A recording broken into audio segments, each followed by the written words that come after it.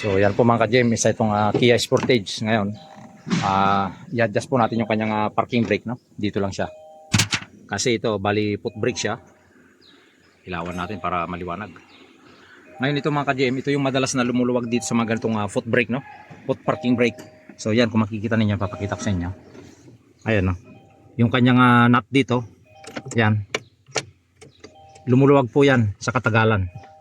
Yan, maluwag siya, oh. Yan.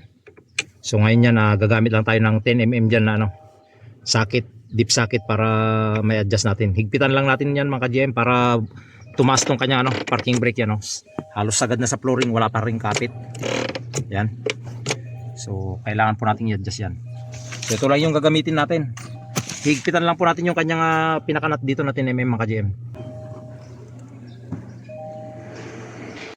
So ayan po, isa na naman itong Kia Sportage ngayon. I-reset natin yung kanyang engine oil life. Dito natin makikita sa kanyang instrument cluster. Dito lang yung kanyang reset button mga ka-GM. Dito.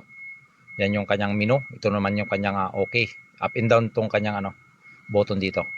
So yan, titingnan natin. So punta tayo sa menu. Yan, punta tayo sa settings. Tapos yan, up and down natin. Convenience. Yan, service interval. Yan po. Okay lang po natin yan. Tapos yan po, adjust interval yung gagawin natin dyan.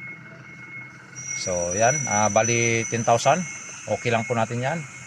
Okay, tapos adjust natin 6 months. So ayan, kung makikita ninyo, yan, okay na siya. So sisib natin, yes.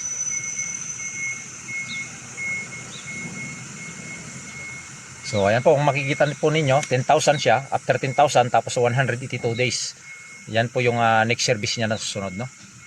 So ayan, ganun lang po yung pag-reset mga ka-GM dito sa mga ganitong Kia Sportage. So ayan, maraming salamat po.